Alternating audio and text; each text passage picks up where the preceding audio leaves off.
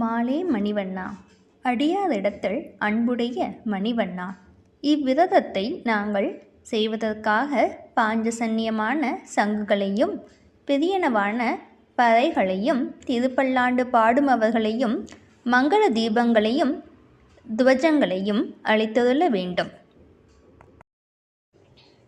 திருப்பாவை 26ஆம் பாடல்.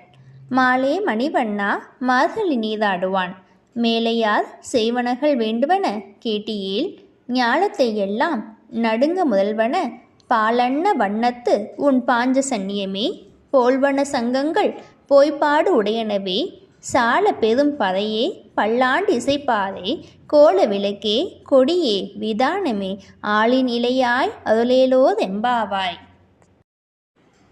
ஸ்ரீ ஆண்டாள் நாச்சியார் திருவடிகளே சரணம்.